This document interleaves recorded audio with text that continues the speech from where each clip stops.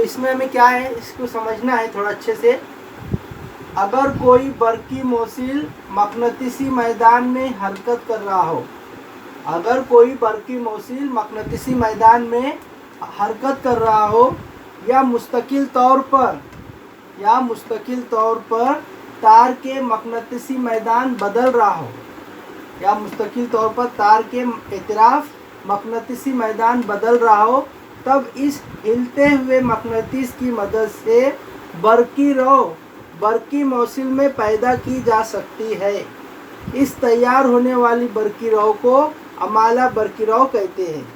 क्या कहते हैं? अमाला बरकी रौ कहते हैं। यहाँ एक मेन पॉइंट क्या बता रहा है, हिलते हुए मकनातीस की मदद से बरकी रौ पैदा की जा सकती है। बरकी मौसिल के इतराफ जो है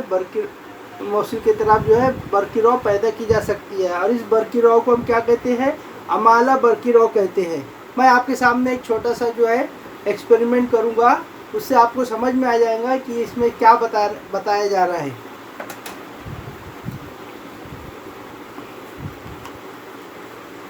देखिए, ये जो है इसके अंदर मैंने क्या किया हूँ, एक प्लास्टिक का एक नली है, एक प्लास्टिक का पाइप है, उसके ऊपर जो है तांबे का तार लपेटा हूँ, और तांबे के तार के दोनों सिरों से एक जो है एलईडी जोड़ा हूँ, एक एलईडी जोड़ दिया हूँ, और इसके अंदर जो है, इसके अंदर एक मकनातीस है। क्या है? मकनातीस है। तो उस मकनातीस को मैं क्या कर रहा हूँ, अंदर डाल रहा हूँ, एक मैग्नेट को अंदर डाल रहा हूँ, और देख रहा हूँ इसको, ये यहाँ बताया ना जैसे हिलते हुए मकनातीस की मदद से बरकी रौ तैयार की जा सकती है। तो अभी हम देखेंगे इसके अंदर बरकी रौ तैयार हो रही है कि नहीं। देखो, है ना, इसमें कुछ बैटरी वगैरह कुछ भी नहीं है, सिर्फ मकनातीस है और तांबे का तार है, और तांबे के तार को हम किससे जोड़ दिए? हाँ, एलईडी से जोड़ दिए। तो मकनातीस को जितना हिलाते रहेंगे उतना आपकी बरकी रौ तैयार होते रहेंगी। और यही प्रोसीजर जो है बरकी जनरेटर में इस्तेमाल होता है। जो हमारे बड़े बड़े जो है तवानाई घर होते हैं, जहाँ बिजली तैयार की जाती है, वो इसी बेस पर, इसी बुनियाद पर जो है तैयार की जाती है कि वहाँ एक मकनातीस के बीच में जो है तार को घुमाया जाता है, तार के लच्छे को घुमाया जाता है। और यहाँ पर हम क्या कर रहे हैं, तार को एक जगह रख रहे हैं और मकनातीस को घुमा रहे हैं। तो दोनों में से कोई भी एक भी काम कर सकते हैं। मकनातीस को घुमाओ, तार को एक जगह रखो, या मकनातीस को एक जगह रख के तार को घुमाते रहो, तो इससे जो है बरकी रौ तैयार होंगी। इसको बोलते हैं बरकी मकनातीसी अमाला। अब ये जो है इसके अंदर जो बरकी रौ तैयार हुई है, इसको एक फ्लेमिंग के कानून के मुताबिक हम समझेंगे। फ्लेमिंग का कानून क्या है? फ्लेमिंग के दाएं हाथ का कानून क्या है? Fleming right hand rule. पहले उर्दू में देखेंगे। दाएं हाथ का अंगूठा, पहली उंगली, ये क्या है? पहली उंगली, दाएं हाथ का अंगूठा, पहली उंगली और दरमियानी उंगली को इस तरह फैलाए कि वो एक दूसरे पर क्या हो जाए? एक दूसरे पर उमूदी सिमत में हो, एक दूसरे के उमूदी सिमत में हो।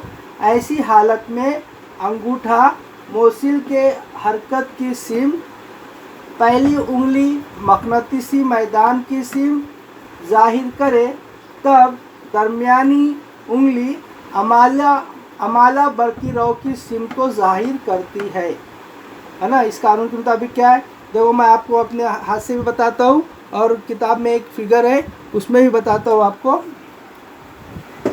देखिए, ये जो है, अब मैं जो है ये हाथ को इस तरह रखना है, ये अंगूठा, ये जो है उंगली, और ये तीनों उंगली एक दूसरे पर क्या रहे? उमूद रहे, है ना। तो इस हालत में अंगूठा क्या बता रहा है?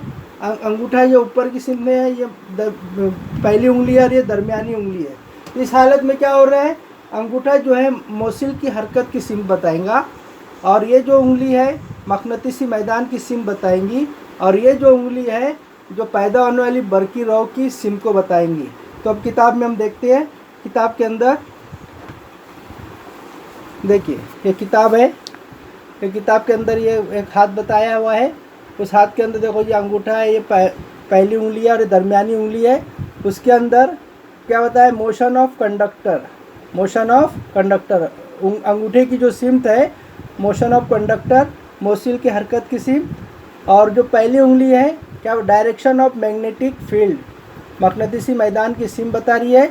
और ये जो उंगली है उसके अंदर जो करंट पैदा हो रहा है वो direction of the induce current, direction of the induce current बता रहा है। इसको हम कहते हैं दाएं हाथ का कानून, दाएं हाथ, फ्लेमिंग के दाएं हाथ का कानून। इंग्लिश में क्या है देखिए, stretch the thumb, the middle index finger, sorry the index finger and the middle finger in such way that they will be perpendicular to each other.